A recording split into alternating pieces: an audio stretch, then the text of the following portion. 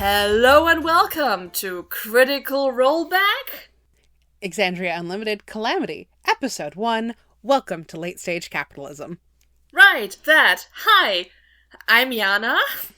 And I'm Lily. I'll be filling in for Bal for the next little mini-series we're doing, because Bal does not want to watch Exandria Unlimited Calamity, This is and not her I vibe. really do. Yeah, and we, really enjoyed this, so we've kind of been talking about doing episodes about it, and now we're doing that. Exactly a year after it happened. A truly alarming percentage of my conversations with Jana have been Exandria Unlimited Calamity. I needed someone to yell at about these things, and Bal wasn't doing it, and my other friends have fallen off the Critical Role train, and Lily was there. Because I substitute my social life with Critical Role most of the time. Anyway, yeah, so we're gonna be the two for for these 4 episodes. They're probably going to have a different look to them, or something. hopefully special. I mean, we have the little dragon from the last time I was here, and I'm very excited to be the dragon again. I was thinking of asking Lulafia to draw something, or to modify our usual thumbnail, so people listening to this will see will know if that has happened. It'll be fun. It'll be fun. You know, I forgot to look up when this aired. I know I looked at it at one point. Me I want to too. say it was May-ish. I was about to go. It was last year. Yeah, I remember. It would have been May, because I remember during the last episode when everything was going down, I was having that on, live, when I was in the early morning putting up tinfoil on my windows to prepare for the first really bad hot day. I found it. So episode 1, Excelsior, aired on May 26th of 2022, during the hiatus that Campaign 3 took. I don't remember what the episode right before this in Campaign 3 was, but frankly, I don't give a shit. It's not exactly relevant. Exactly. Anyways. That's more the point. I am enjoying Campaign 3 for the record. Campaign 1 is still my baby and closest to my heart, but Campaign 3 is good. Mm-hmm.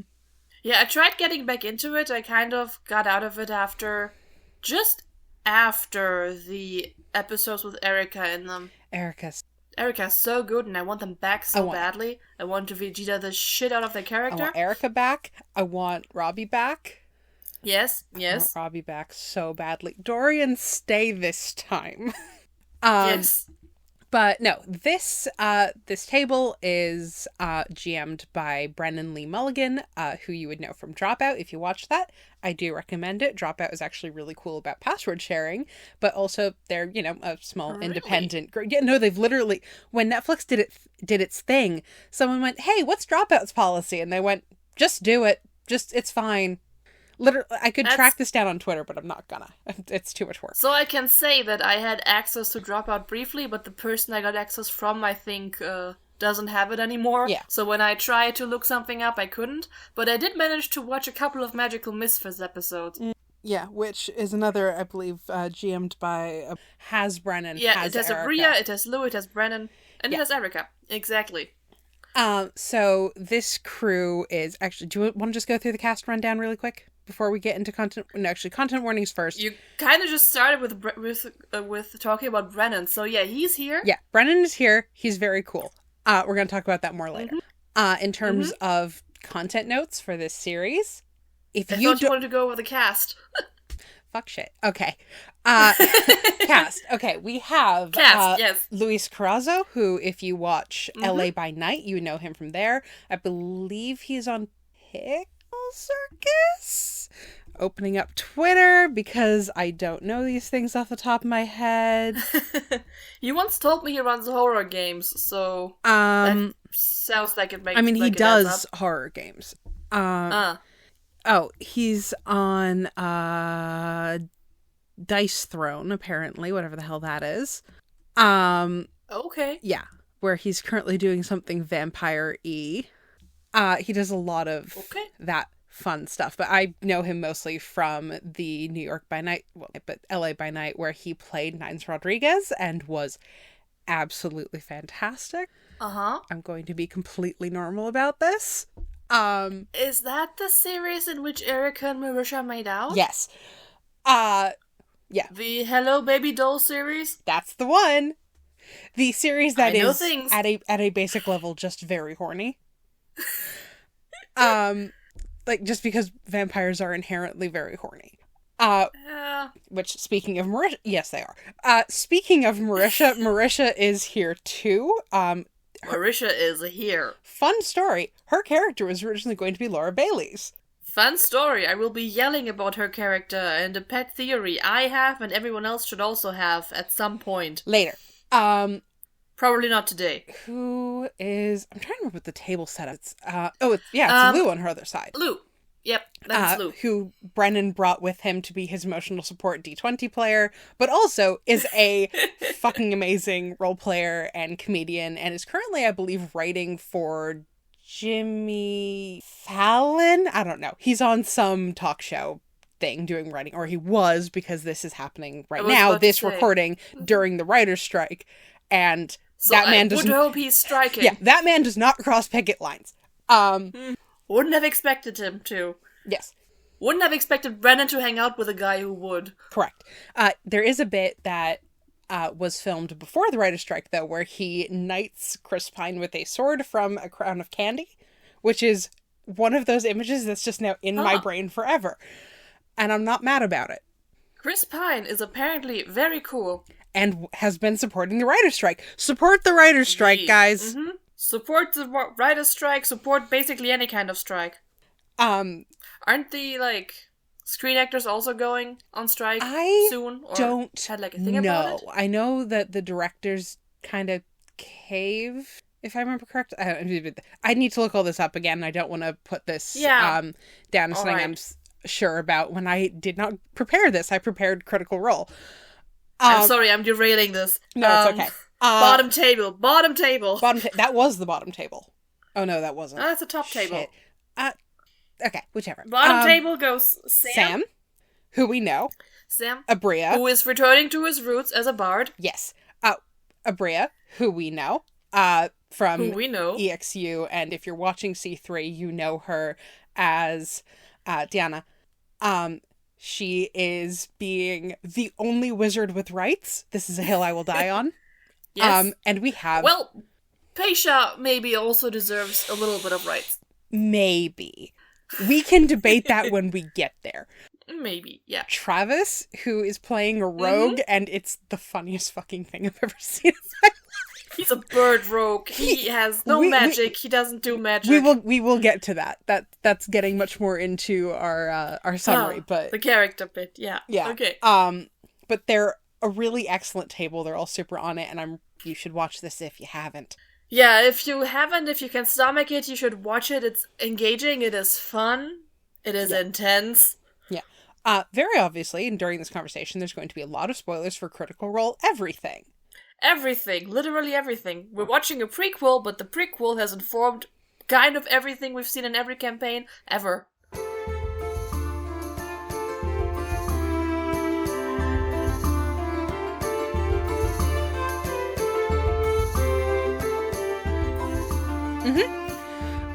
In terms of general content warnings, it is about the end of the world. Yep. If you do not like reading or watching or any way interacting with the apocalypse, don't watch this. Yep. There will be more content warnings later. In terms of this episode, starts out pretty light. Yeah. We have some violence, we have the imagery of blood, we have some kind of body horror mutilation towards the end. But which is all honestly pretty Critical Role typical, frankly. Memory modification magic, which is a thing I know makes me very unhappy. Yeah. But honestly, it's a glancing thing.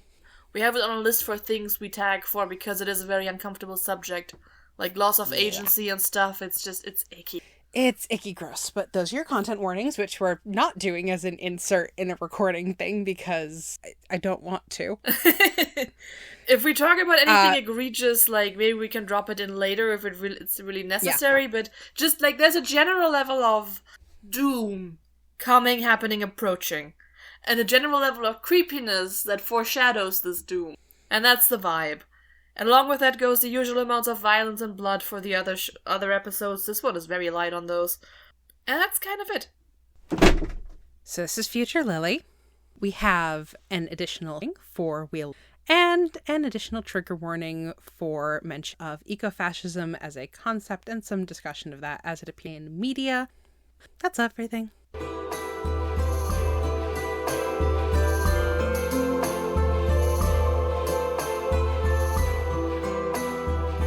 Okay, if there was not just door slamming noises and, like, Lily from the future running back in here to fix shit, we know we're good. So, pre-show.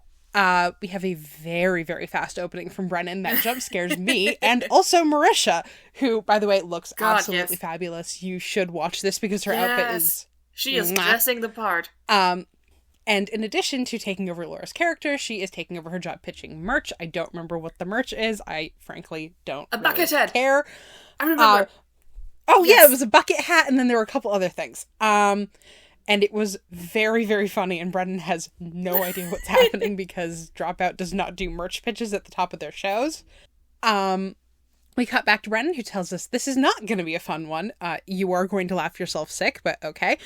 It's also a prequel series, so there's going to be a lot of stuff that you're just sort of thrown into and expected to know. And he introduces the new faces to Critical Role, i.e. himself, Lou, and... Yes. We get a little bit of lore talking about, what the Calamity was, i.e. gods start punching each other, world goes kaplooey, everything bad. We cursed this shit and now everything dies. Yes, and we were reminded that this is going to be a sad, sad story. He's really stressing that one. Yeah. Here's the thing. You're not necessarily going to believe him for a solid chunk of this episode. Believe him. Believe him, but also I feel like he looking ahead, I didn't leave the story feeling sad, but that's since this is also D&D, that kind of comes down to the roll of a die, doesn't it? Literally. It do. And It'd also, that. I did cry my eyes out at various points. But anyway, we jump into the title sequence, which is just gorgeous. It is so pretty. And I'm reading meaning into I love it. If it's the last thing I do. We'll talk about that. We will talk about that. Not today, but eventually. Because we have to get through this 2-page summary first. Yeah, so for anyone who knows the usual format. I cut everything I possibly could from the summary. It's so fucking dense. Yeah, so... On the usual podcast, so far at date of recording, we haven't hit the episodes that are dense enough yet on regular Critical Rollback with Campaign 1. We haven't hit episodes that are dense enough yet to warrant any kind of further streamlining the process. We've done this with the double episodes, but that's because it's 2 episodes we don't want to talk about, so we streamline everything we can. This show is fucking dense. If we went by the usual play-by-play, we'd be here not just all day, but also all week. So we're going to go through this by reading out a synopsis that Lily kindly wrote for us, and then we're going to hit on some talking points we really like. And then, because it would be rude to exclude him when he finally shows up, we have the usual-ish Purvan Scale for you. So, we start with fire. Xerxes... Luis's character, has a very normal dream where he talks to his son, Elias, or Elias, depending on who's talking, who confronts him with his issues about having left him in Cath Moira, Avalier's sister city. Xerxes then tells Pelor to fuck off and stop bullying Asmodeus when he shows up, before he wakes up and writes everything in his dream journal. From there, we meet Loquacious Sealy, Herald of Avalier, who gives us the morning news, including that we're coming up on the landing of Avalier with Cath Moira and the replenishment, which we learn is when Avalier dumps all magic it gathers on its travels back into Exandria, or should do that. We also discover that this pre-apocalyptic setting has late-stage capitalism and election tampering, and that Loquacious has some history with the architect Arcane, in that she is his ex-wife. From there, we meet Laren, wizard and workaholic extraordinaire, deep in the labyrinth beneath Avalier. She has no time for small talk because she's checking the engines and there is an apogee solstice 20 times stronger than she anticipated, which she has a completely normal emotional reaction to. And then, of course, they both get home, Loquacious gets there too, and they have a teeth-bared conversation which is interrupted by the arrival of message kites and the first sighting of Kath Moira. A kite comes for Loquacious from Kath Moira, and Laren starts to pull away when Loquacious mentions that the last time the city landed, they got married. He suggests they try to be okay for the month they docked, and Laren tells him she doesn't hate him and that they can try to get along before she returns to work. From there, we visit the Vault of the Golden Scythe and Nidus Okiro, figuring out how to wands for a display and hammer out a Sphinx's participation in the Parade of Beasts. I've said the word beasts too many times to say that properly anymore. Just in case the late-stage capitalism vibes weren't strong enough yet. The little babies of the Sorcerer's University say thank you to Nidus for their school, and we additionally learn that through a conversation with a NPC called Milas Fren, that's P-H-R-E-N. I heard friend for the entire first episode before I looked it up. He is not that. That Nidus, along with others, has been stealing from the city's magical reserves on behalf of influential and wealthy arcanists. From there, we move to our second-to-last introduction, Sarit, Eyes of Avalier. Noir detective Birdman in his high-fantasy peri-apocalyptic story who investigates a recreation of the workroom of Vespin Chloris and finds a shard of a massive bow that was disenchanted in a catastrophic wave of magic upon the arrival of him summoning something, although we don't know what just yet. Sarah takes the bow piece away and we cut to our final party member. Paisha Porco, granddaughter of the city's founder, talks with one of the leaders of Avalier, Eldemir the Wise, and his far more effective apprentice, Loris, who tells her she might have a chance to move up in the world. He also tells her that they had to shut down the Hall of Prophecy since they've been odd, and that he and his boss, no, definitely his boss, want any information that Sarit finds about Vespin and his ritual to bypass the normal. And his ritual, the information, should bypass the normal chain of command and come to him. Paisha, who has expressed her lack of interest in divinity and ascension to it, gives a diplomatic answer that sounds like a yes and means she'll think about it. And then we go to break. And after the break, Brennan tells us Sam said taint because he has no qualms about revealing what is being shouted at him beforehand, and we jump into preparations for the party at the Palazzo Porco. And learn that Dean Lucretia Hollow of the College of Necromancy invited a divine champion. Everyone arrives, including Bolo from Aor, best character. And Loquacious is +1. We get a brief update on how Elias is doing. Elias, Elias, Ellie, Eli. They are this inconsistent in the show, by the way. This is all his names. For all we know, this is all his names. He is doing okay living with Nidus' brother's family, although neither he nor Xerxes can bring themselves to actually have a conversation. Xerxes tells the others about his dream, and we learn that Gordranas, he heard in the dream, refers to Asmodeus' promised vengeance dated back to the schism between the prime deities and the betrayers and the war with the Empress and Emperor of Fire and Earth and the other Titans, although no one is quite sure what the dream means. They also investigate the bow fragment to see what Vespin might have accomplished. They learn that it is part of the bow of a solar, disenchanted by the insanely powerful thing Vespin summoned, and Laren pockets the fragment with the knowledge that the bow is the last piece of whatever the hell she's trying to do. Hobbies. And then Purvan Scale shows up to cut straight through the tension. He is the guest of Dean Hollow. He gets bullied by the wizards who think they're better than the gods, and that makes a pretty quick exit. And Laren tells Nidus she needs 4 automatons at the heart to help her with her project. Sarit confronts Dean Hollow, who lies about not knowing anything about attempts at divinity. After he confirms with Paisha that Milas' friend found out about their magic selling scheme by mistake, Nidus joins Xerxes in seeking out a pissed off Purvan.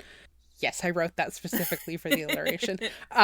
Who explains to them that the Raven Queen is concerned about Vespin Chlores, and the ritual in which he contacted, not contracted, this is important, contacted a betrayer god trying to take over their position. A contract was made, but That's spoilers. But no one is a contractor here.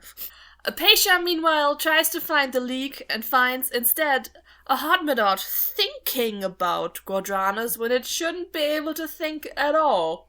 Sarah takes it to the back room to investigate and notices an invisible figure, whom he attacks and kills, revealing a mutilated mortal form covered in infernal runes. A mutilated Vespin appears in the mirror and tells him, "You will never reach the Wild Mother's embrace in time," before cracking the mirror and vanishing. And that is the end of this episode. Whew. Okay. Oh boy! Honestly, they've been quicker than expected. Good job. It's why we write these out. Yeah. Sure is. Okay. Which brings us to our first talking point. Yep. Tone and Whiplash. Oh boy. I did big sparkly hands. Boy, oh boy. There is nothing more disturbing and whiplashy about this entire thing than the first 15 minutes of Brennan going, "Fire! Blood in your mouth! World ending! God fighting God!" And then going immediate carnival barker to, "It is 1979 and disco is never going to die!" Because of how amazing the Age of Arcanum is. I mean, it's not, but we'll get to that. And, we get whiplash. The cast gets whiplash. For those of you who don't know, I'm pretty sure disco died pretty hard. Disco died pretty hard, and probably in 1979. Probably close to it. I honestly don't remember. Music history is not I don't my think thing. disco made it into the 80s very much. That's fair. But no, seriously, the first word he says is just fire. If you watched A Crown of Candy, this is where Matt's water comes from. Meaning we will now need at least 2 more of these. Maybe 5. 3. True. We need to get Abrea back. She can have earth or air, whatever she wants. And then somebody else. He also literally asked Louise to describe his character with the... read the quote. Read the quote. I put in the direct quote. "I need you to describe your character and tell us what your character's name is. But I would love for you to do that with the understanding that your mouth is filled with blood." Mm-hmm. And there's just an immediate groan from the table, and the lighting is all red, and it's just oh, okay, so we're not fucking around at all. No fucking around. 15 minutes later, of course, there's sparkles and lollipops, but man, I had this English teacher when I was in high school who liked to talk about how the beginning of a story tells you how to read the rest of it. Uh-huh. And God, he did that so well, because you get the "your son" bit, which Abrea flinches immediately. Yeah. Even though she knew that, I'm just gonna go with Elias, exists. She was already aware of that, and Brennan is actually good at playing children, which does make this even more devastating. Technically gave birth to Elias? No, that was a thing that she considered and decided not to do. Right, yeah, because that would just make this extremely weird. But also... It would... Oh, God. Yeah, mm-hmm. Too much. She decided it was too much and didn't do it. But...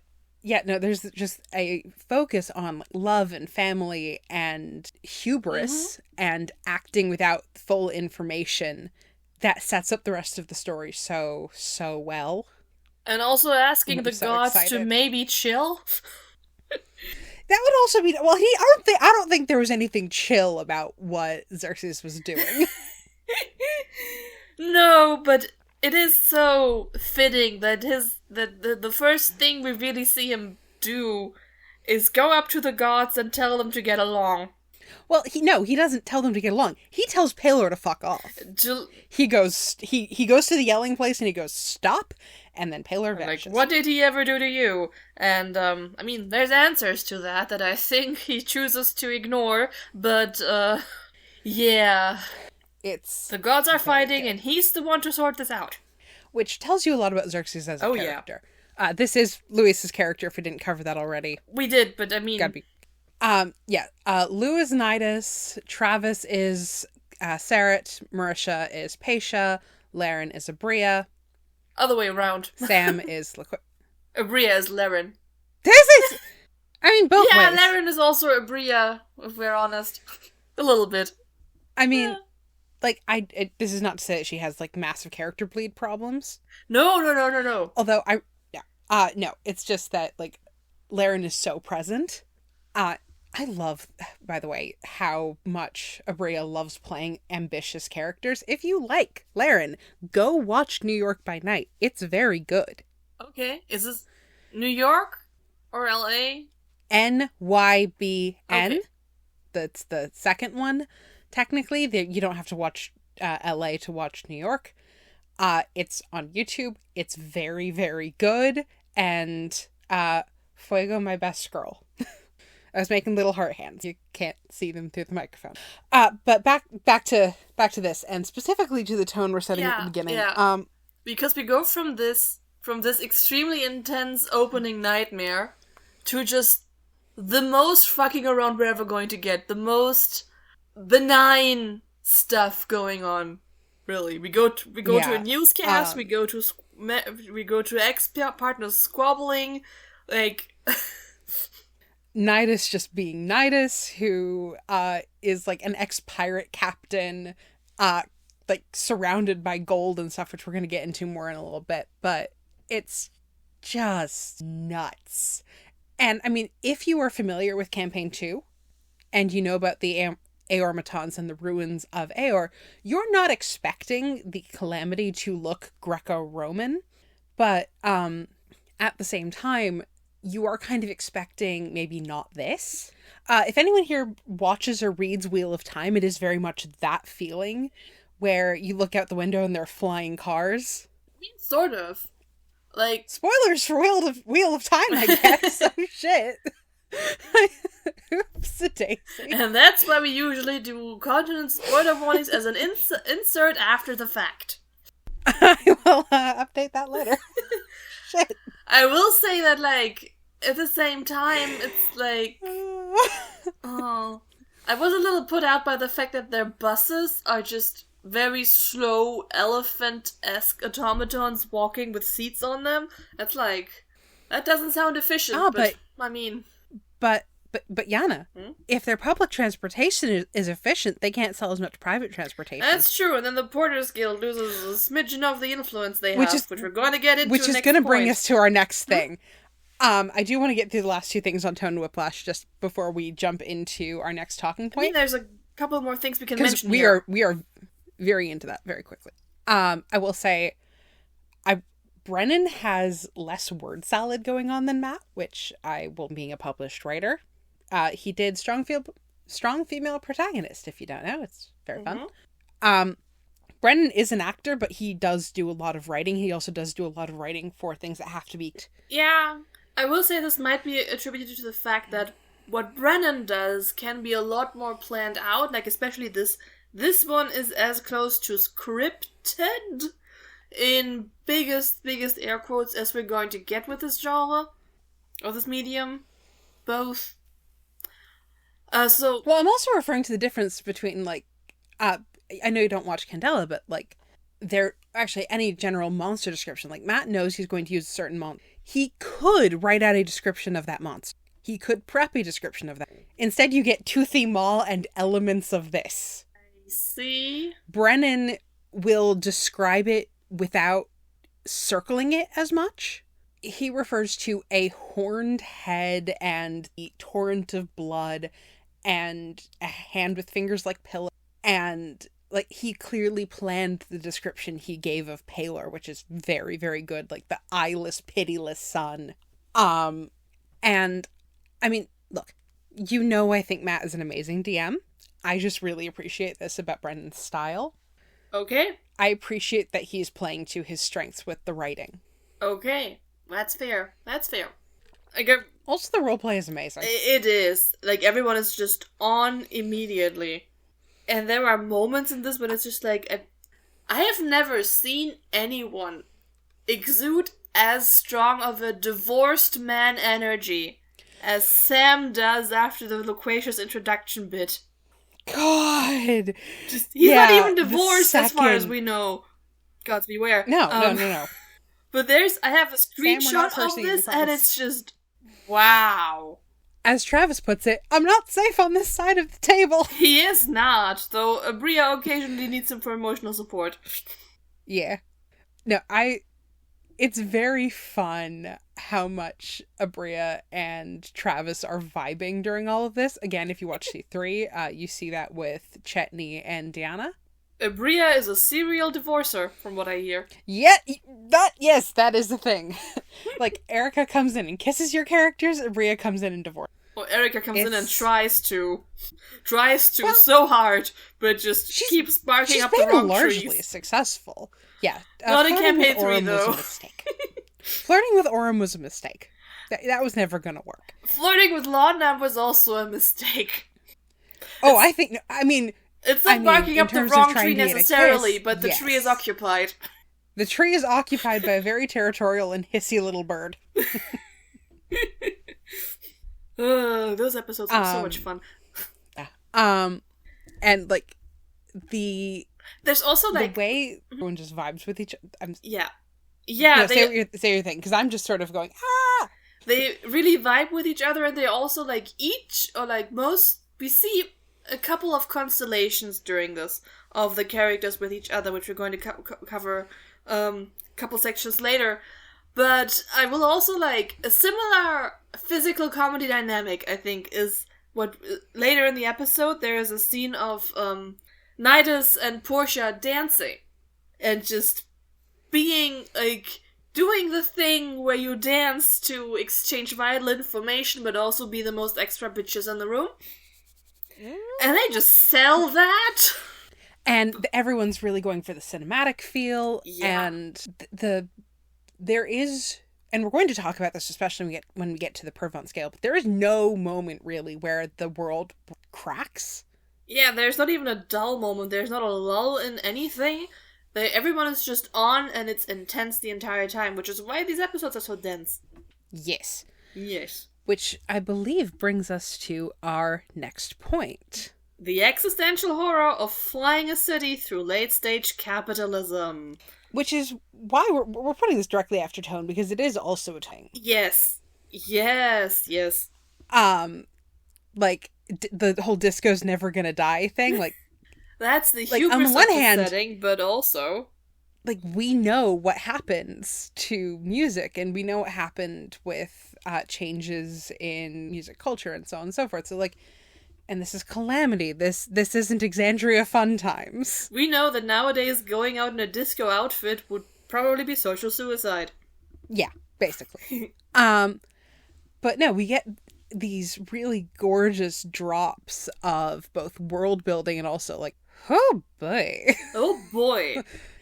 My favorite being hey, Oracles, can you schedule your burnout, please? We know you're having a very stressful time right now, but this is really inconvenient. We just need you to keep going for a couple of months or so.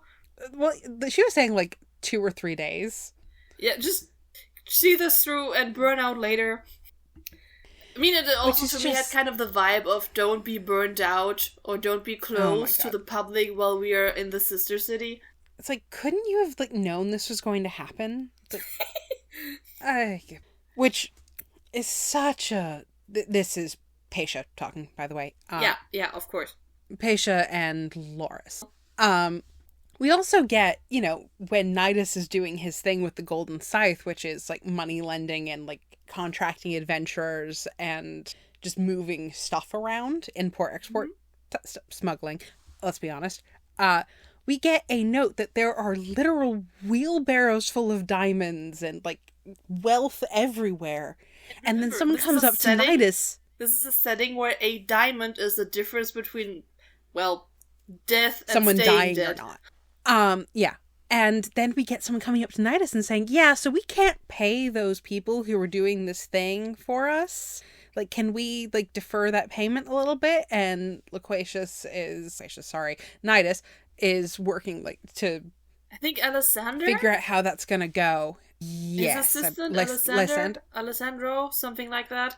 Lysander, I think. Yeah. I mean, we kind of get... That's why I get the vibe that he's also involved in things that are still very shady. He tries to give off the impression that he's left the shady stuff behind him. He has not. And then he just has to shuffle some order of payments around, apparently. Yeah. But it also tells us that the Golden Scythe is not appropriately liquid, which kind of gives us, like, we have this veneer of wealth over a system that is getting shakier and shakier. Which does also kind of describe the city as a whole, huh? If you, by the way, know anything about the collapse of any historical empire, this should be sending up alarm bells. One of the things that took out Rome was massive inflation. The other one being that it just got too big, and then people were coming in. It's very complicated, but Rome took the financial a long base time to die.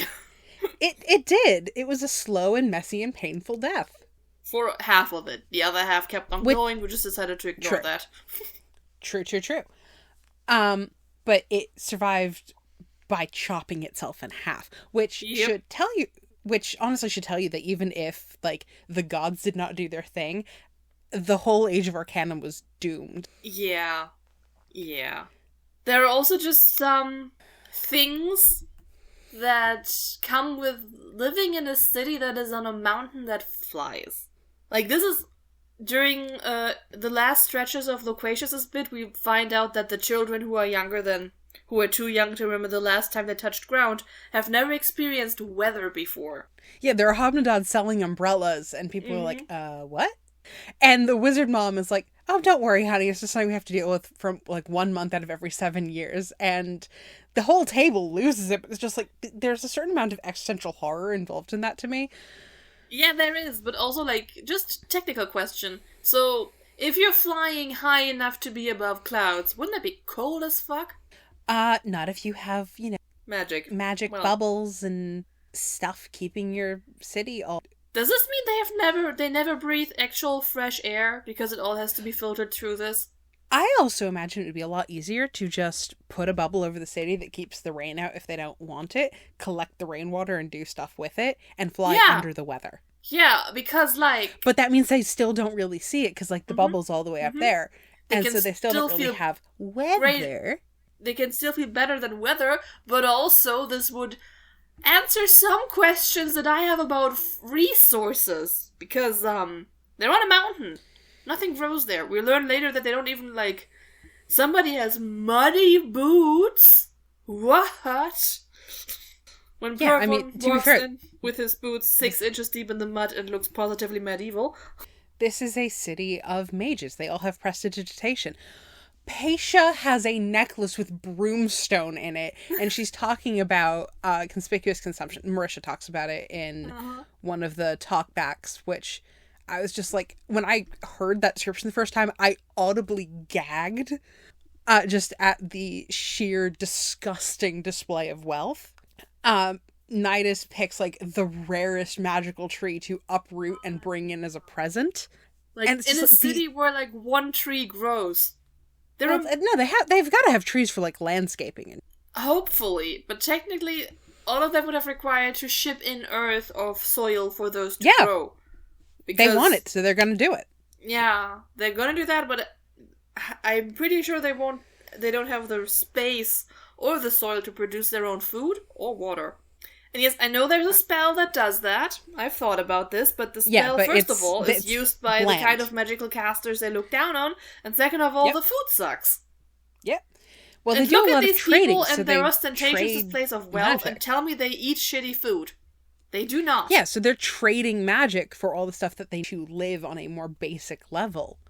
Yeah, and you need to have access to that somehow, which is where the Porters Guild comes in, because apparently they have a monopoly on porting magic. Porting is in teleporting. Yes. Which is such a fun way of, like, it's not the Teleporters Guild. Like, no, it's the porters. It's people that move things from place to place. They port you places. And they have corrupt elections. Yep. Because we also find out that Loquacious works, first of all, for a kind of news that is just blasted at you from the city's own self-infrastructure, unavoidably, in the public, all the time. And not only does he have sponsors, he also uses this to influence elections. Yeah, so we're clear. They're like, there's this giant fuck-off huge waterfall in the center of Avalier that, like, I always picture is coming out of absolutely nowhere. It just spills out of open air like a bad Minecraft edit, except pretty.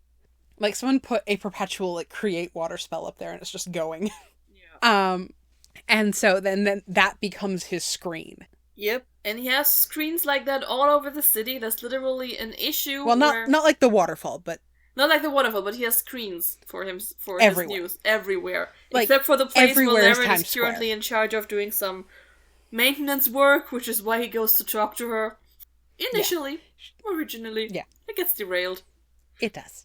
Yes, so that happens with apparently, which needs to be sponsored by corporations, which is already, woof, what the hell? My first hint that something was off about this entire Utopia facade was that they have a morning commute. Yeah. And then we find out that the city they lifted out of, Cathamoira at the ground, is a ring now, because they need to leave, like, a hole in the middle for Avalier to land. So imagine how much their morning commute must suck. And as to your later point about...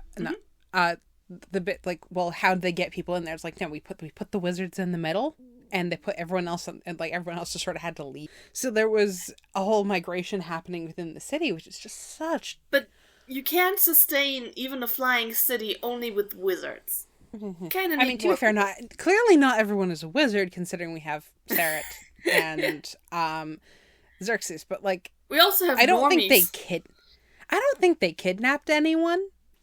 Do you think they really cared to be like, okay, we're going to try to lift the city, do you want to stay or do you want to go, before they did it? Oh, I think you absolutely have to, because if you get, like, 10,000 feet in the air and then someone starts throwing a shit fit and that person has any sort of, like, anything going on, that's gonna go bad. If for no other reason than, like, it's a PR nightmare. You're 10,000 feet up in the air. Who cares about PR? You can just throw people off if you have the power. Yes, and then people find out. I don't think they wanted to bring people who were their type with them. Like, I think it was very much, if you don't want to be here, then, well, you're not good enough to be here. I think it was very, very elitist. And we get hints of that with, like, Nidus won't reach the skies and get to places, because he was not born in Avalier. Mm-hmm. Neither was Xerxes. They both came here from elsewhere, and we know Nidus' brothers living in Cathamoira. And, like, it's one of the reasons those two are friends, because they both is weird. Yeah, but also they both have the resources to kind of come and go as they please. Like, we find out that Xerxes just takes his Starlight Griffin to fly places, and Nidus named has Tempest, as in Tempest Fugit, as in time flies, as in, like, would you like another portent of doom? Oh, hey. English pronunciations of Latin, always fun. How would you say that? The thing is, okay, I have to defend myself now, because Tempus Fugit is probably closer to what it would really be like than the way I would have learned it, which would be Tempus Fugit, because, Yeah. Yeah, no, it's, In some places, the German pronunciation is closer to what it would originally be, because we didn't do the vowel shift. That's true. So, like, I remember watching, like, a scene from The Tudors or something, and somebody reading out a Latin passage, and it sounded, like, really weird, because it was just English all the way. In this case, we have the G in there, which would probably be soft in the way people in Rome actually spoke. It still takes me out of it, always. Yeah. Regardless. Shall we talk about our dramatic little fuckers? I will say that I still kind of stand with my... I don't think they really took a census before doing this. Like, well, they still had to prep, so people definitely moved if they...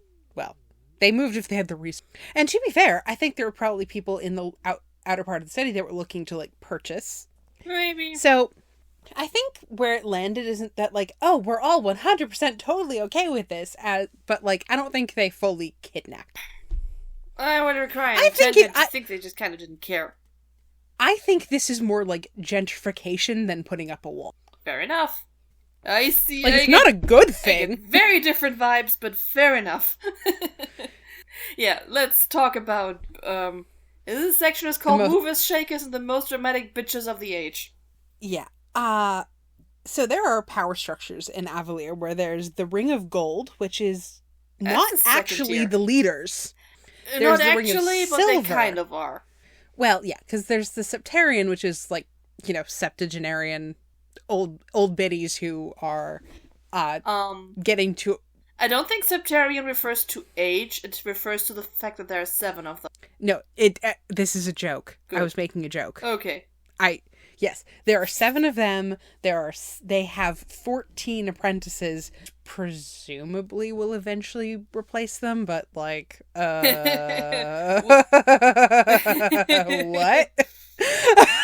You got magic. Yeah, you got wheelbarrows full of diamonds. Why would you get diamonds can't save you from dying of old age, but they don't seem to have a thing against necromancy yet. Nope. And with all this magic available, why would you die? Certainly why would the rich and powerful die? They have the Ring of Silver, which seems to be people like Dean Lycretia Hollow, so that's like high-level magisters. And then there's people the Ring of Brass that actually get shit done. Yeah, the Ring of Silver seems to be people in positions of power that aren't actually related to the official power. Yes. Which is shady, but also they're like, they kind of pulled themselves together, as opposed to someone else making them, from what I can tell. Do you mean the Ring of Silver? I mean the Ring of Brass. I believe the Ring of Brass is shady bitches that put themselves together because they got fed up with, well, they had golds, they got shit done. And they were somehow outside of this power structure. Like, they were not in the Ring of Gold, they were not in the Ring of Silver. Is there a Ring of Bronze? Nope. Should be. I mean, brass is just, it sounds like a better word. It does. Also, is brass the one that kind of looks like gold? I think they both do. So, like, we've got the actual competent people, and more to the point, we've got a lot of very, very hot characters. I feel a little weird calling Sarah hot because I am not whatever the bird version of a furry is. They would I'm have just a bird not. version. I just don't... Like, I know that people into, like, lizards and dragons are scaly, so would you be, like, feathery? I don't know. I'm not into birds either. It sounds bad. But, like, all the other, like, and I need to be very clear. I'm saying this about a Sam character. I'm saying a Sam character is hot. You know there's something going on in this series, because, like, what the fuck? But he's still... I mean, yeah, there will be... Very, I think we will have a lot of hand-wringing about Sam Riegel romantic hero in this. I am so mad that he did such a good job at that. Right? It's just complaining about him so much. Right? But at the same time, it was so good. It was so good. He's so good at what he does here, which kind of makes you mad that he didn't deliver on this earlier. Yeah. I mean, to be fair, he does have a Bria to play off of this time, which is great. Yeah, no, Bria also just brings an intensity to this. Bria loves mess. Mm-hmm. That goes so well when you're playing divorcees. Yes. Which, oh my god, we didn't actually talk about this earlier, but, like, I don't know which one of them took the color palette in the divorce, but they have the same gold and purple thing going on. They do, I noticed that too. I mean... She also kept his name in the divorce, which is very funny. Yeah, she did, even though you can, like, they got married 7 years ago, and I'm pretty sure she was in her position before that, right? Yeah. Yeah, so she wouldn't need his name for, like, a claim or anything. If anything, this probably would make her life harder, given what he does. Mm-hmm. Fascinating.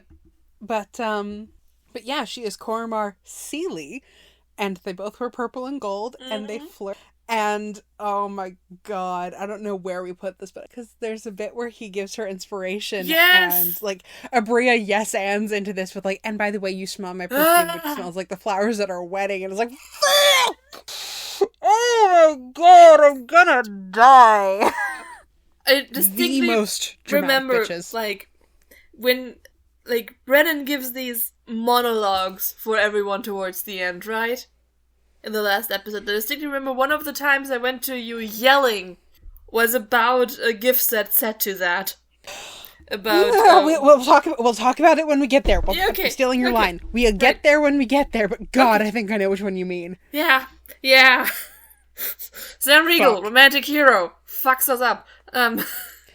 Also, just yes. I'm going to be very honest to our poor listeners. I really, really like Xerxes. I was not normal about that at all. I don't. We're going to talk about why later. Yeah, Xerxes doesn't really he gets his moment in the beginning that tells you all about him, technically. But he doesn't really get his moments to shine the way he does. And by the way he sets himself apart here.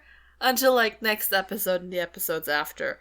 Which, God, that's gonna be nuts.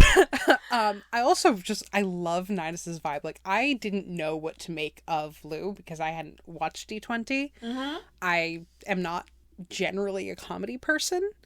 Yeah, but I appreciated him so much more this time. Yeah, I had seen Magical Misfits where he plays a character that is, kind of similar in a way, like, in a way he's, like, treats his friends. He's a little bit similar, but way more chill. Like, so chill. And this, Nidus is just... hard to be more chill than Nidus. No, but this character is also, by normal parameters, extremely chill. And an athlete. Anyways, Magic and Misfits is good, by the way. It's good. No, Nidus is he just strolls in with, like, this overwhelming charisma to him. Yeah, we have 3 out of 6 of the characters as charisma caster. I think I did that math right? Yeah. The 2 bards. Who are part warlock or part sorcerer, so all of the charisma. Yeah. And then we have our wizard girls and our rogue. Yeah.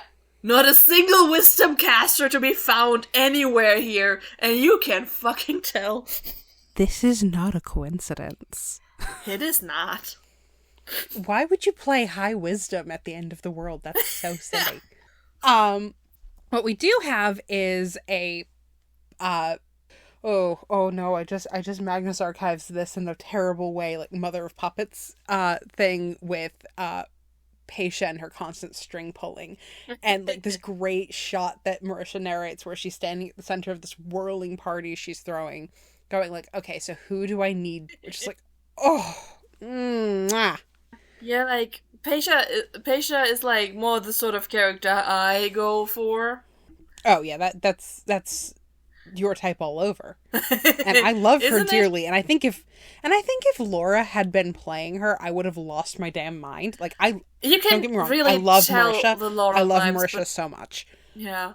Yeah, like... Oh, is this time for your pet theory? No.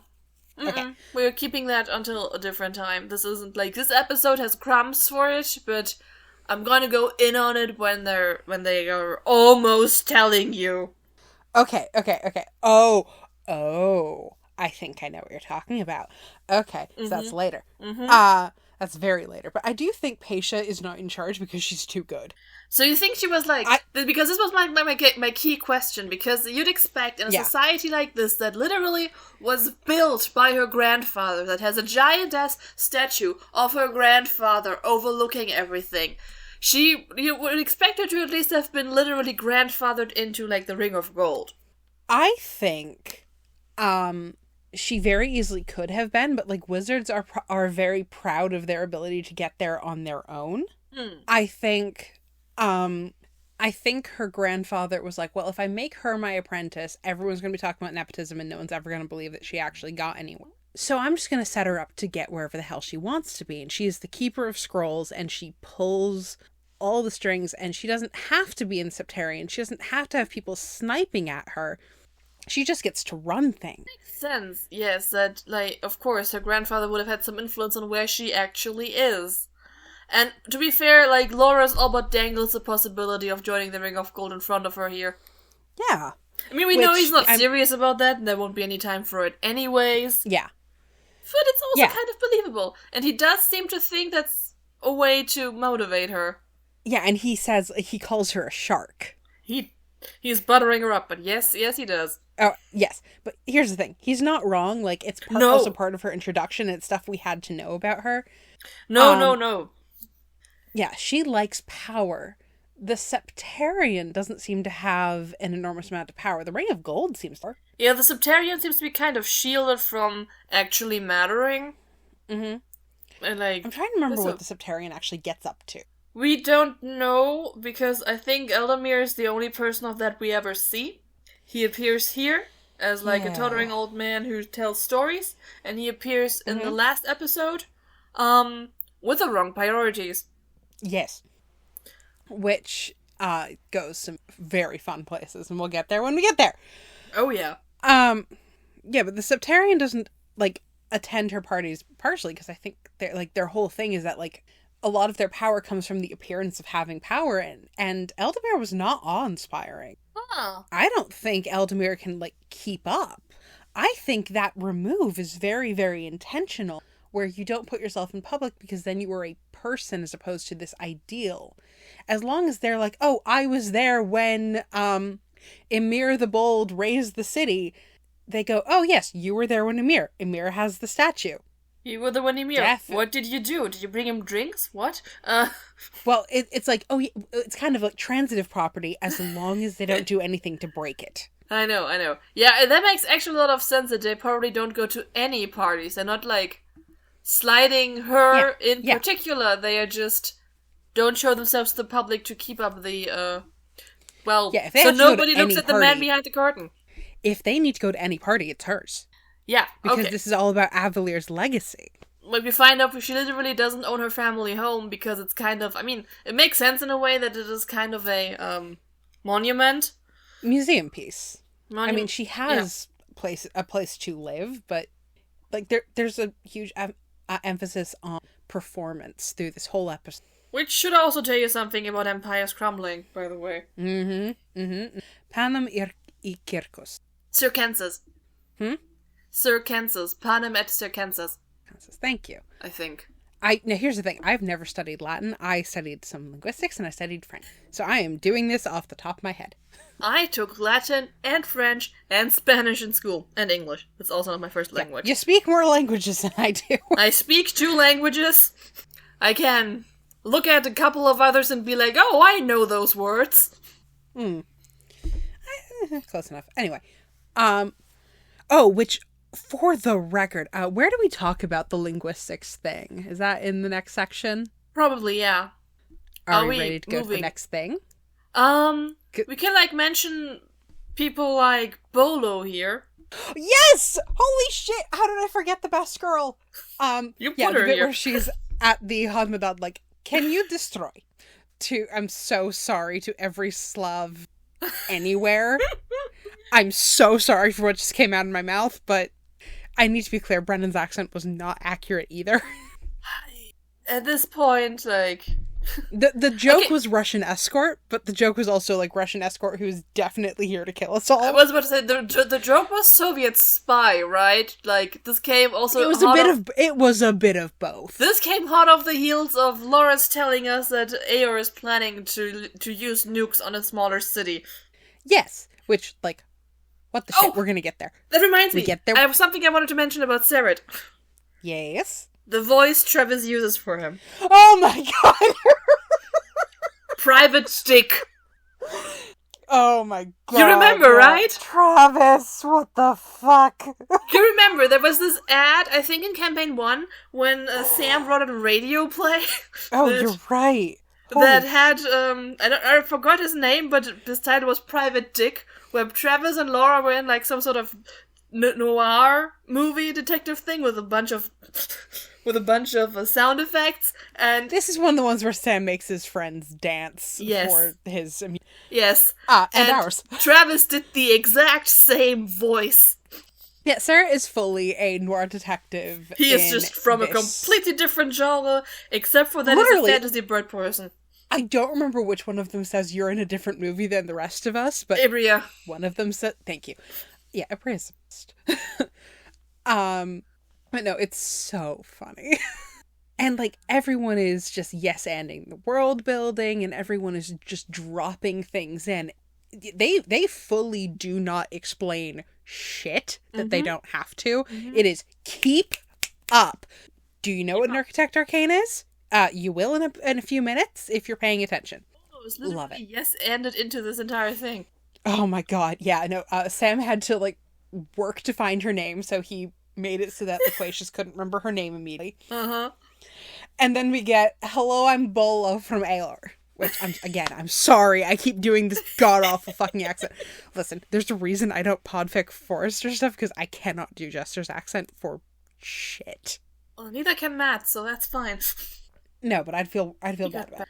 Yeah, I know, like, it gets a little... I think the only one really perfectly...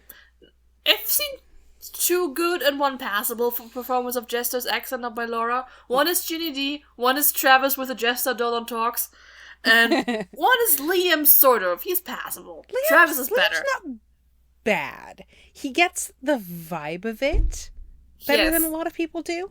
We're swinging wildly, but... We are, but excellent accents. Yeah, and I would have bet you that Laura would have gone a bit Vex voice for Paisha. Laura would have gone deeper than Vex voice. I don't mean just pitch, I mean the accent. Yeah. But very notably, Marisha does not do accents. Yeah, no, she tried once and that didn't work, and never again. Oh, hello. Hello. I love her. Swedish dwarves. Okay. Giggle fit over. Yeah. So, okay. Let's get to the plot of this, huh? Breadcrumb Trail of Doom. Literally. Breadcrumb Trail of Doom. I will say first that I love, like, mystery conspiracy stuff in something like D&D, because this is the kind of storytelling that makes me want to run a game. I hate writing it, because it's always like, I think the most efficient way to do it is write backwards and give crumbs, but I love seeing it executed. Mm-hmm. Yeah, no, there's the drop about the gods, there's the drops about corruption, there's the thing about the Hall of Prophecy.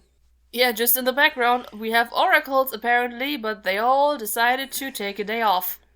Probably nothing. We get that first description of what disenchanted the bow, and, you know, we hear, like, oh, this is catastrophically strong magic, and you're like, oh, yeah. And I kind of forgot that it was, like, we didn't know it was a celestial thing in the first scene. I completely forgot everything about this. Well, 'cause what I remember is, like, the second I heard it was celestial, and then I heard it was disenchanted, I went, fuck. Just, like, pure cold panic. Because, of course, the thing that did this was not just, you know, powerful, but incredibly unholy. Yep. My impression is that when this summoning happened, it wasn't a deliberate action on the part of the summoned thing that disenchanted the bow. It simply be. Yeah, that makes sense. Which is, oh man. Yeah, you literally got like an angel bow in this, and just from this inherently divine place, and all of that just gets purged from the mere presence of this thing. How badly do you have to fuck that up? Oh yeah, I will say, for this whole thing, part of the reason I really love this is that I am an English major, and I am very specifically a Milton nerd. So from episode 1 where we get Asmodeus, it's like, oh, I know what Brendan's doing. I know what this is. Okay. Wait, hold on. Have you ever read Milton? No, I have no idea what you're talking about. Okay, so John Milton, author of Paradise Lost, who people like to talk about his Lucifer as an anti-hero, but he kind of makes you think he's going to be that, and then performs this horrific, masterful twist through the poem as... He literally opens it with, like, I'm going to, quote-unquote, justify the ways of God to man. And he starts with, you know, Lucifer and hell, talking about this horrible injustice that was done to me. I just really didn't like that these new creatures were set above us. I think that's ridiculous. Like, they're blah, blah, blah, blah, blah. So I'm gonna go fuck with them. And, like, that whole idea is, like, it's better to reign in hell than serve in heaven. Like, that line comes in. And, like, as this stuff continues, what you're actually seeing is that Lucifer's whole deal is that, like, he fucked up and refuses to acknowledge that. And it's not so much the initial fuck-up that dooms him as it is the repeated refusal to acknowledge that fuck-up. I see. And so, you see why Asmodeus in this makes my whole brain go ding, ding, ding, ding. Yep. That makes a whole lot of sense. Yeah. So when this was first airing, and everyone's like, but what if Asmodeus is really the good guy? Which is the stupidest fucking shit I have ever heard, up to maybe more recently with the Ruby Vanguard. Like, y'all grow some reading comprehension. Ruby Vanguard? So, C3, Ludinus Deleth, trying to end the world again. It's like, but what if he has a point? Please remove your head from whatever crevice you have jammed it into. Yeah, and, like, the big purple dude from the Marvel movies also had a point. No, they're just stupid, whiny piss baby men. But what if he has a point? Like, look, I get that it's really cool to be, like, anti-theist, but here's the thing. You're not anti-theist, Well, the thing is that, a lot of anti-theism is really anti-Semitic, so, like, please don't. It's anti-Semitic and still so deeply Christian. It has to be said. That is the other one. You're just kicking and flailing for the point of kicking and flailing, and it's like, no. How about we have a second and we actually think about this? Because, like, quick C3 spiel, which I don't really expect. I'm sorry, Anna, I'm doing this to you, but, like, we get, like, clearly, Palor's church is doing some fucked up shit in that they are trying to, like, do mission work on an unwilling population, which is colonialism and bad. Shit. Yes. Because people should be left alone about their religions. Mm-hmm. But that is the church, not Palor. Mm-hmm. One. And two, it's also that specific church. Still better than Predathos. Still better than horrible, like, rot thing. Like, every single time there is a villain with any charisma, like, it is really interesting because on the one hand, yes, you do want to see people, like, fall for it hook, line, and sinker because it shows you why the characters have similar problems, but it is very frustrating sometimes. Yeah, because you want this to work in universe for an interesting story. Mm-hmm. You get frustrated with people who have, like, never picked up even the tiniest shred of reading or any media comprehension. Which brings us back to the beginning of this episode and Xerxes, like, banishing Palor and me going, oh, no. Like, not in a bad way. Like, I was not gonna make that snap judgment about the actor. Like, that doesn't. But this idea that, like, that hubris and that idea of, like, I know better than the gods, like, not because they are the gods and they therefore know more than you, but, like, you don't know what Asmodeus is. His whole thing is that he is the god of lies. They are simply eons older than you. They are. And have had more experience. And, like, and this immediate assumption. Like, you could, like, here's the thing. I'm not ruling out that a god could be wrong. Oh, absolutely not. No. I completely support Juster Lavore and anything she ever wants to do, up to and including kicking the ass of any god who annoys her. However, little a nuance as a treat.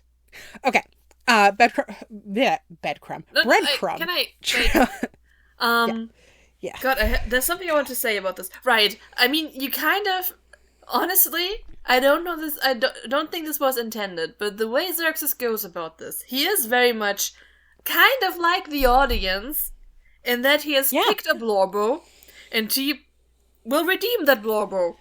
Even if he has to ignore everything the Blorbo is actually doing. Literally everything. Not a shred of media comprehension in this house. And which, also, like they start with the key question, who did we betray? And, like, from what I remember from my Schism history, the Titans who wanted to destroy humanity, that's exactly! That, like... Which is one of the things that makes me so nuts about Ludinus. Like, oh, the gods were, like, actually turned, blah, blah, blah. It's like, sweetie, do you think you're going to be able to deal with it when the Titans pop up? Yeah, if you care about divine or infernal contract law, which is very in character for the devil, I understand being upset at betraying your original contract. But also, as someone who would belong to the group of humanity, I kind of don't want the guy in charge who was about to kill us all for a contract. That is the other thing that actually really pisses me off about these. But what if they were right? Arguments like, so you're saying humans are the problem? What if we're the virus? That, which, like, I'm not saying people in fandom who are making this argument are actually hitting that point, but it is very stupid in a way that reminds me of that argument, and it does make me personally very annoyed. And also is, like, inherently in that case a kind of not because it annoys me it's a bad argument, but it's a bad argument because, like, but what if people don't deserve to live here? Okay, that's really, really Protestant of you. Do you want to unpack that statement a little bit? So what is the consequence of that? Like, just finish that thought. What would you have us do about it? So how about we talk about, like, coexistence with, like, the natural world? How about we talk about, like, things that aren't just cracking the seal on a god prison and going wackadoodle, or, like, siding with the Lord of the Hells, who we are gonna get to some shit. That is a later. I'm really looking forward to this. I will try not to start quoting Milton at you through those whole episodes, but I make no promises. It's very fun. This is claiming an influence. I think that's relevant. Oh yeah, no, I enjoy like, and I'm saying this, like, as someone who actually through high school found a lot of religious poetry really off-putting. I find Milton really fun. Now, of course, this is also a guy who in the 1600s was saying divorce should be a thing on the grounds of people not wanting to be married anymore, so he's kind of a special case. Oh, wow. This is not to say Milton was a wonderful person, it's just that he had some ideas that were very interesting, especially for his time period. Yeah, like 1600s and divorce is like, what are you, a king of England? Well, yeah, no. You also went like, divorce for me and for nobody else ever. Yeah, it wasn't that. It was like, no, marriage is supposed to make you happy. You are supposed to be fulfilled. If your marriage isn't doing that, why are you still married? If I remember correctly. An excellent question that drives us to this day. Yes. Which is just such a fun thing. And, like, we know that Brennan is a philosopher. And so he's gonna get into the philosophy, and that's going to play into much fun. Yeah. Especially, like, of course, like, Xerxes and Asmodeus are, like, standout performances of this. Oh, yeah, no. We're gonna get there. I do want to draw attention to the note. I just noticed it made me burst out laughing, which is, we get Purvan being grumpy and also, like, bad things are coming. My mommy told me so. And I'm gonna ask you a really cursed question, Jana. Do you mean mommy like mommy I threw up? Or mommy like that thing where I kept kind of wanting to shake Liam and tell him, like, listen, she is either your mother or your lover, pick one. Yes. Which of those did you mean, Jana? I said yes. Fuck. You heard it here first. The Raven Queen's temple has from the get-go been just saturated with mommy kink. She's into grumpy elven He's twinks. half elven, but... And then she forces a mommy kink upon them. Elven. Shit! Oh god. Maybe they're both half elven, I don't know. Almost certain. God, that is... You know, just, like, imagine being Purvan these days, who just got replaced by a carbon copy of him fucking self. I'm just looking at the audio spikes that have happened because of me dying over this. Like, this is so bad. I know I did this to myself, but what the fuck? I will also, like, I will disrespect the Raven Queen whenever I can. I like her, but... I have seen she's a bitch. I think her aesthetic is cool. I think her aesthetic is very cool. The concept is cool. The whole girl bust, just close enough to the sun, got away with it, shank your lover, become a god. Cool concept. I have no patience for her bootlickers. That's fair, but that's more about her bootlickers than her. Yes, but I think that kind of warped into how, like, not just certain characters, but also parts of the fandom kind of made this mommy kink happen to all of us. This is very, like, interlinked. Bal is never going to hear this. Yes. But I feel like I have to mention our D&D game now, because we do have a Raven Queen Paladin I know that. who refers to my Raven mommy quite regularly. This actually, I swear, does not have any reason. It has nothing to do with why I've generally not been played as an NPC. She has largely, I've been using like go-betweens and shit. This isn't actually why, but it does help. I don't like mommy kink. If you do, that's your business, but keep it away from me. I do not. I meant the proverbial you. Good, but I just wanted to make clear that I do not. I'm neither into mommies nor into birds. Or daddies, for that matter. Yeah, no, not that either.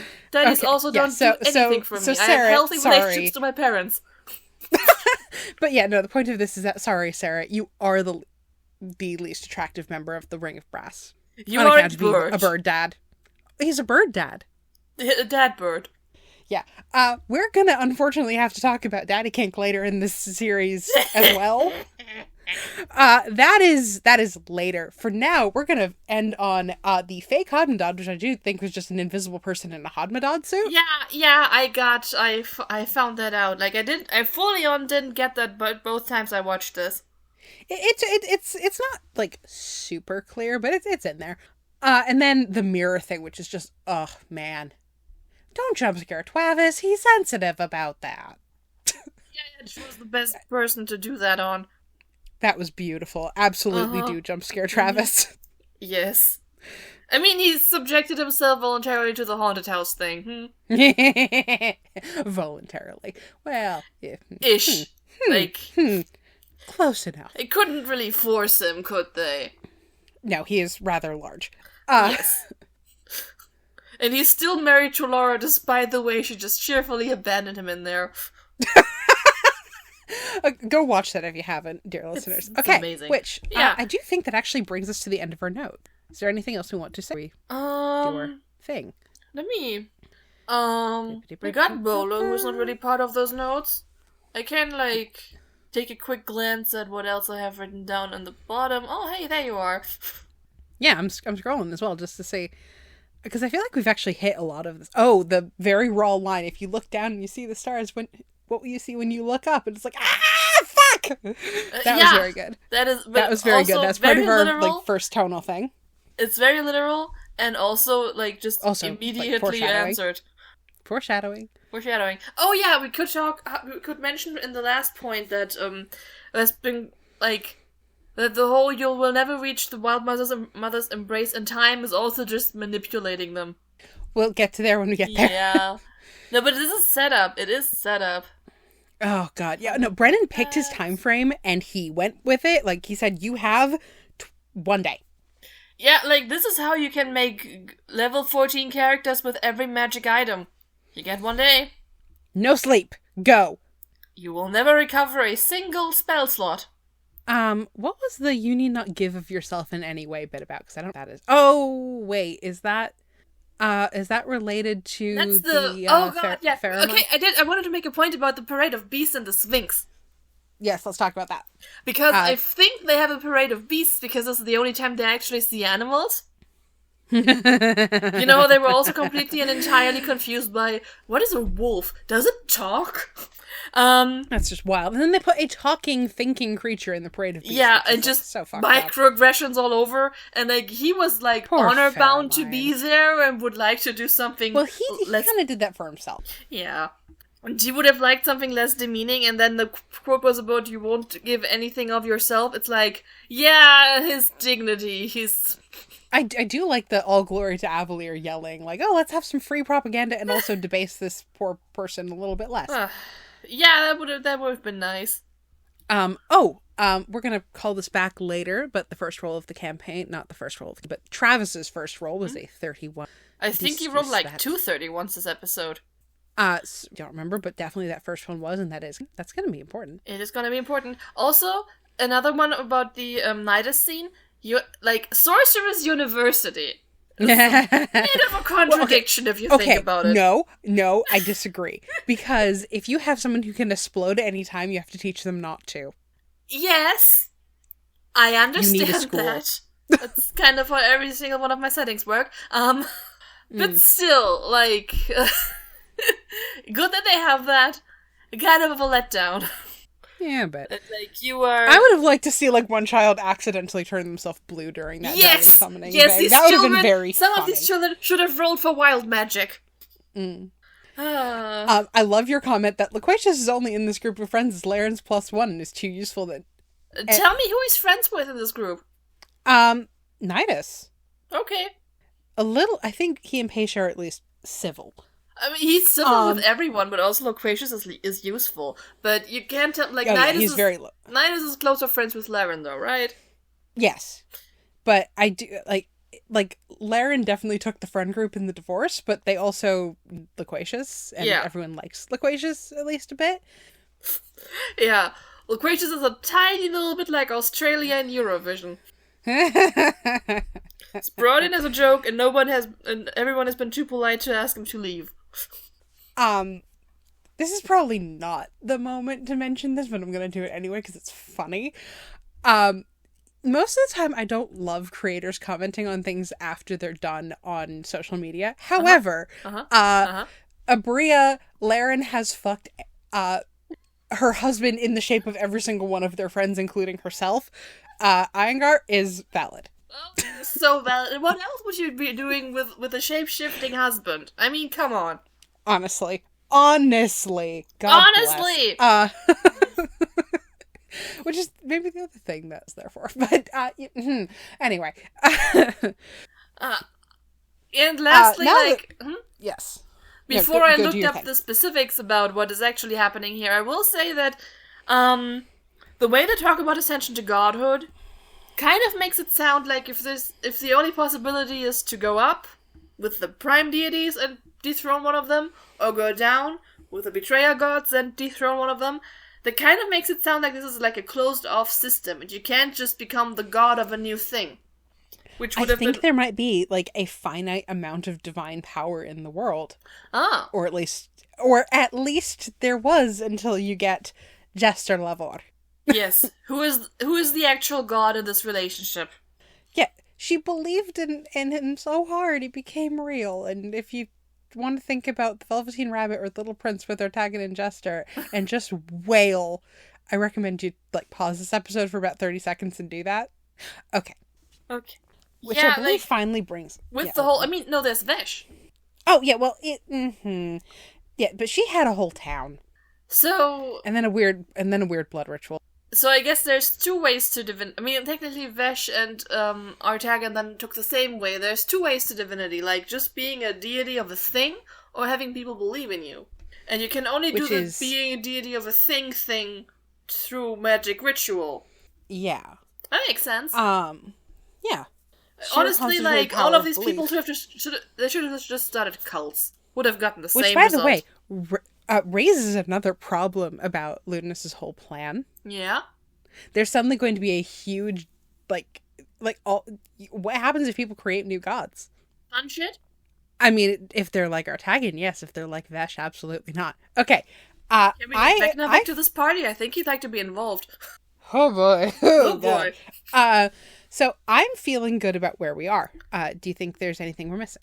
No, I think we've covered everything and are just like... I mean, I will say that we are going to be... Purvan Scale. I think part of the appeal of this show is that we can talk about the larger implications of this, right? Yes. And I love the nitty-gritty and technicalities about godhood in this setting. Oh, yeah. Absolutely. It's very cool. Like, again, philosophy student, like, playing with what does godhood even mean, theology, shit. However, we are at almost 2 hours. Shall we hit the Purvan Scale? Yep, we are going to hit the Purvan Scale because it would have felt rude to exclude him. He's here! The joke makes sense now! Yep. Except for the bit where we had to do something really awful to his name, and I'm very sorry. To his name or to me? Yes. So the P in Purvan is still for pizzazz. Which, like, I mean... The new set, the opening, the frame that they're in, which we're going to talk about more later, but it's cool. the use of lighting, and the mood lighting, Right now, Marisha is the one standing out for her outfit choices, but Abria won't leave her be for long. Yeah, so I'm thinking, honestly, very high 3.5 to 4 for this. Yeah, we need to, do Like, this. it has room to grow, but it does feel very good. Yeah, we need to also judge this by its, by the fact that it's time, now. You're right. And usually Yes. what we're judging is, the Based on what episodes they're Bal and I able are to covering. do. They're still on the original Geek and Sundry set that looks like somebody's bedroom. This is true. Yeah, so this is based on what they are able to do. They did, where they're deliberately leaving themselves room to get bigger, but it does mean that they aren't hitting everything. Yeah. No, your turn. The U is for uncomfortableness, but you're Jana? right. I can't think of any instances where would that usually apply to. They handle it all very nicely. Nobody has had a sandwich, even when Laren and Loquacious do their thing, or when Xerxes goes to the yelling place. It all feels very safe and fun. Yeah, and they've become a lot better, but most of the things we usually criticize at this point. Yeah. Also, I trust Brennan's politics. Do we just... That's the end of that sentence. I'm willing to give them full marks for that. Full marks would be this is where we subtract usually. But the thing is, it is possible. Oh, well, because did they have to navigate multiple highly complicated things without making it super awful for everyone at the table and in the audience? I think that's where we start. Yeah, and also the thing you said about trusting Brennan's politics is I'm willing to give them a point or two for that. Yeah. For so overall. That's a 1.5, right? Yeah, let's go with that. Yeah. First, finally, we get an actual positive for role-playing realness. Mm-hmm. That's what the R stands for, yes. That's the R, still. Absolutely nothing missed. Nope. Nothing Luis, new to the table, just takes the beginning of the episode and runs. Sam and Brennan riffing for the newscast and hey, I stuttered for a second, we have the cantrip, and oh my god, it's so good. Yeah. Mwah. There's little lull, everybody's on, it is intense.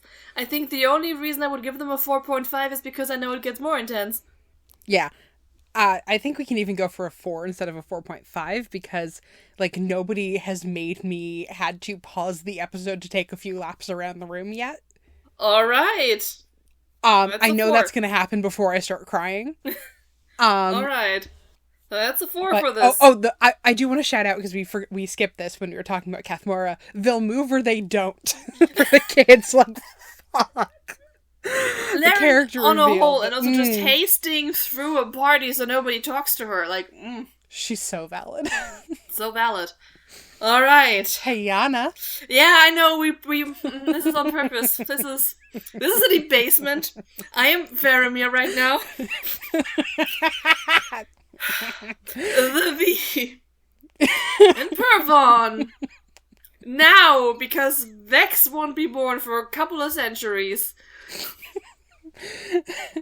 Stands for world building. Did I do it right? Yes. I think she's dying over there, so I probably did it right. I honestly can't breathe. When we brainstormed this, Okay, I will say this, she didn't say this. I was if we don't come up with anything else for V, we can just do world building in a bad German accent. And unfortunately, it's both the only thing your scale is actually missing and a really funny joke. Yeah, so I just it works. It's also something we really want to talk about because what draws us in. I will do this. I will debase myself for you. So for positive world building, we're talking about good, fun, engaging world building that makes sense and is delivered in a way that builds up the story. And negative would be something that is obtrusive, nonsensical, or pointlessly confusing, or just lack of world building where there needs to be some. Oh, God. I think that this episode's going to probably score scores really, the high highest on this because one it's an introductory episode. So it has, Yeah, it had to. It had to. everything we hear in the first chunk is more world building. We get slammed in. There's no explanation. You just have to keep up. So there's no talking there's down no to one you, but just you get that being information. like cracking open the appendix at the end of the book and reading out these things to you. The closest we get is Brennan explaining what the schism was, but that is also delivered in a way that is appropriate to the character, which is the best way. The linguistics thing!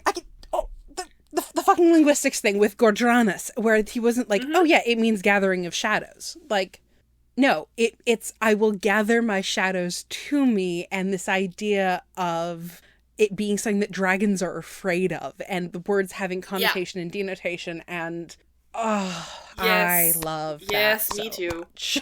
That was like also Applebee's solstice. Which have you heard that joke, Jana? So, because it's Abria playing Jana, and they're dealing with another Apogee solstice in C3 right now, the joke from Abria was, "What's an Applebee's solstice?" Because she's Laren, and it's funny, and I like it. Applebee's solstice, if you don't know what that is, like what Applebee's is, sounds a little more dignified than apogee. Is that like a word? Is apogee a word? What does it mean? Yes. Google it just to make sure I get the exact definition, but basically the highest point in the development of a thing. So like, no. The height of the solstice. The most solstice-y solstice. Yes. It's not just a solar solstice, it's all of the planes coming into alignment. It's the finale of the Disney Hercules movie. Yes. Okay, so this is like a very uncool word for that, I'm just going to say. I mean, the other thing about apogee is that if I remember correctly, the point in the orbit where it's first, I feel like there's also a word, or I want to say that there's a word that's either very similar to or this one. So you can pass through, I think there's a thing where you can pass through an apogee. Okay. I think there is a usage of this word, and I'd have to double check this, that has to do with transit, which makes it so fitting for what we find out Laren is trying to do. Which makes me like it more as a word. Like, I might be completely wrong about what word I'm thinking about, because unfortunately, English language hard, even for me, who has an English degree and teaches English for a living. But I do think that was actually really well thought out. I just have an English high school education. I also really love the decision to cut over to Loquacious as soon as we're back in the waking world, because like he is the one most immersed in day-to-day life. That is like how you're going to get that information. But not benign, like missing a word here. Mundane? Yeah, I guess that works. The most mundane, let's go with mundane. If I think of the word, I'll think of it. Are we thinking about, like, everyday commonplace? Yes, but also, mundane. Like, most kind of matters the least when you're faced with an apocalypse. Yeah, mundane. Yeah, it works. I'm pretty happy with that word. While also, okay. Yeah. So I'm gonna go ahead and give that a full 5. Yep, that's what I was gonna do. Which is different. Yeah, different than the next one, which the A in Purvan still stands for action, which is I'm up there. You're down there. Basically non-existent. Yep, not applicable. That's 0. Now here's the thing: we don't have obtrusive action, which I like. Yeah, we do get one beauteous rogue go stabby stab. Get exactly one attack. And that beautiful description of the pinprick pupils and the function of invisibility and the Someone put way too much thought into how a magical thing would work. Yeah. This is too much science for my magic, but it makes all of the sense. Yeah. It does. It does. Like, if you're going to apply science to magic, you have to do it in a way that builds up the magic, and this works. Yeah. Okay. So lastly, the end in Purvan is for 9 cents, which we just have no time for. Chop chop, we need to get through this. So, my question is, I don't remember what a positive 9 cents. That means we, a positive 9 cents rating is what we give for when we do have side adventures that with no relevance to the plot, that reveal something about the characters and gets you more, like, good filler. Which is Which is, technically speaking, kind of what happens with the intros for the entire first half of the episode. But they're the intros. There's a But narrative they're not. purpose. But they're the intros. It's not a side thing. That's the main plot. I am feeling flat. I mean, like, it kind of feels weird to not give this points for something that can't pop. Well, actually, no. That's not. I talked myself out of it because this is possibly a discussion. The format actually doesn't work against it exactly, but it does have this one gap where it's just we get no you don't breathing get to let room. things breathe. We get no breathing room. Yeah. Not even for stuff that would be nice. So I'm inclined to say 0 for this. 0 works. Which brings us to 14? Is Yeah. out of a total possible of 25. That's A imp. total possible of 25, which includes negatives usually. This is a really high score, which I'm like, we don't keep track of the scores because the scale don't mean anything. But I think it's one of the highest we've ever given. Yeah, so that's this first episode. Yep. You should absolutely watch this series. Watch it, please. Is fun. It is fun. And do we have an opinion for this episode then? Oh God, think of one quick. I need to go to the bathroom. I know your format. Okay, our opinion for this episode. Don't sit on the same side of the table as a divorced Bria because she'll pick you next. Oh God, it's contagious. That makes sense. That has been us on Critical Rollback. Yeah, that has been the Critical Rollback, future, past, side adventure, something, Calamity. Let's get ready to dive. Bye. Bye.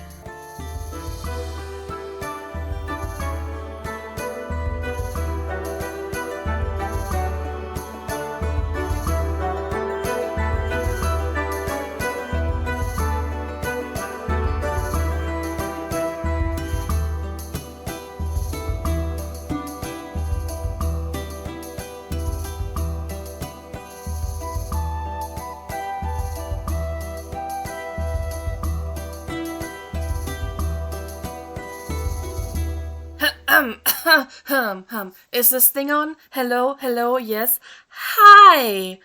Wow, what an episode that we totally did very recently last summer. Took a while to get this one out.